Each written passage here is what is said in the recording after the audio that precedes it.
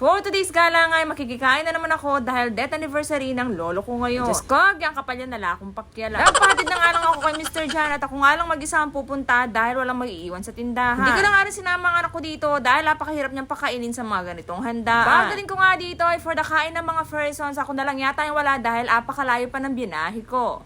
Kami magkakamag-anak nga lang yan nandito, kaya sa mga hindi na-imbitan dyan, huwag na kayong magtampo. Just ko, hintayin yung birthday ko, invite ko kayo lahat. Sina mama at mga tita ko nagluto dito, at syempre napakasarap ng luto nila at hindi ko naman pwedeng sabihin na hindi masarap kundi magagalit sila sa akin. Pero seryoso at walang halong biro, napakasarap talaga nilang magluto, kaya gustong gusto kong nakikikain dito. Nagluto nga sila dito ng asadong manok, adobong Tagalog, bringhe, kare-kare at gumawa pa sila netong napakasarap na maisena. Nitay ko na nga muna makasandok yung iba bago ako kumuha ng pagkain ko dito. Buti na nga lang hindi ko sinama ang anak ko dahil wala naman siyang kinakain sa mga pagkain dito at ipagdadala ko na lang siya ng ice cream mamaya. At syempre for the sandok na ang person dahil gutom na ako. Fiesta nga din ngayon sa isang barangay dito sa Arayat pero wala naman nag-imbita sa akin. Diyos ko, kaya din nila siguro ko invite dahil alam nilang maghihingi ako ng Sharon.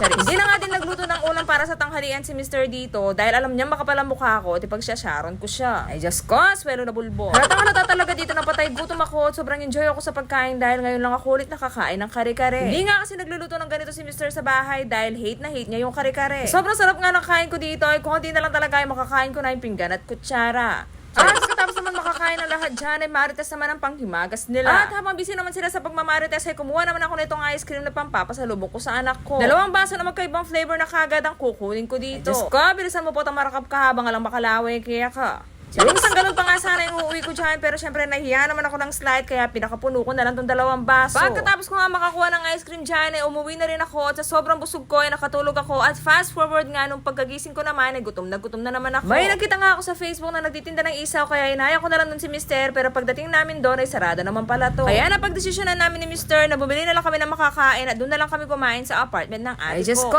hito pa talaga yung pinabili niya dito at mukhang may balak na naman siyang uminom ng vitamin. At makabili na nga kami ng hito dyan ay sabi ko sa kanya gusto ko ng okoy kaya dito na lang kami bumili sa kanto ng barangay Kakuto. Suki na nga kami na nagtitinda dito at napakalaki na nga ng okoy nila sa halagang 10 piso lang yung isa. Pagdating nga namin dito sa apartment ng ate ko ay nadatnan namin sila naglalaro ng unggoy-ungguyan kasama nga mga neighbors niya. Kumuha na rin ako nalagay ng suka dyan para makain na yung okoy dahil mas masarap nga to habang mainit pa. Inaaya ko na nga ditong kumain ng mga kasama ko pero ayaw ni ate dahil kakamerienda lang daw niya ng spaghetti dahil nagluto daw yung kapitbahay nila. Kaya yung pamangkin ko na lang yung nag-isaro sa akin sigurado hindi naman ako neto tatanggihan kahit busog pa to. Pag ganitong oras talaga at wala rin akong live selling ay inaaya ko talaga lumabas na Mr. dahil sobrang nakakainip sa bahay at konti na lang ang usapin ko ang sarili ko. Syempre kailangan ko rin maglibang para makalimutan ko naman yung mga problema ko paminsan-minsan. Diyos ko, kaya pala yung problema ko.